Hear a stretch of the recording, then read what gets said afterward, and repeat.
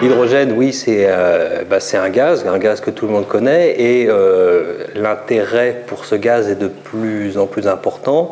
Alors pour plusieurs raisons, et l'une des raisons, c'est que c'est un gaz qui peut être utilisé comme une énergie, soit directement comme un combustible dans un moteur thermique, soit également dans une pile à combustible.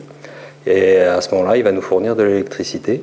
Il y a bien sûr une des grandes applications à laquelle on pense, c'est l'application automobile, mais il y a beaucoup d'autres applications. Dans le cadre d'une utilisation de l'hydrogène à plus grande échelle comme vecteur énergétique, il y a un certain nombre de freins, et le stockage en est un. L'hydrogène, c'est du dihydrogène, c'est une molécule composée de 2 atomes d'hydrogène, et cet atome, c'est l'élément le plus petit qui existe dans notre univers. Donc forcément, quand on a dit ça, on s'aperçoit que pour le stocker, il va falloir prendre des précautions particulières pour le contenir dans un réservoir. Il est petit, mais en plus, il est très peu dense.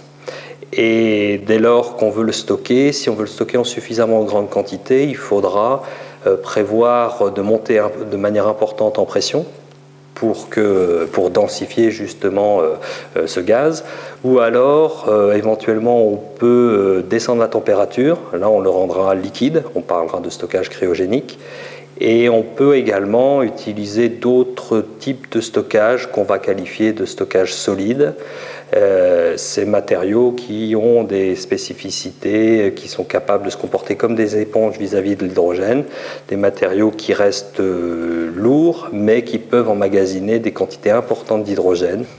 Pour comprendre les phénomènes qui se produisent lors de l'activation, l'absorption d'hydrogène par ces matériaux intermétalliques, déjà on les fabrique en lien avec une entreprise qui s'appelle Maytech, basée à Dole.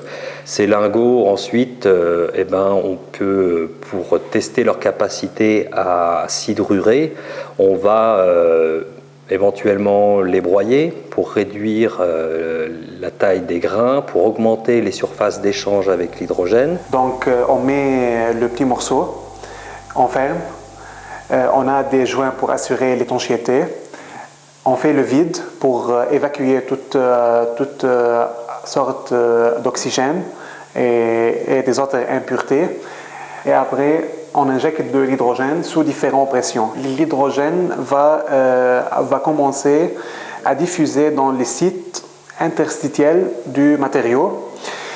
Donc, imaginons on a un cube, l'atome de l'hydrogène va entrer dans ce cube et il va créer une déformation dans la maille du morceau.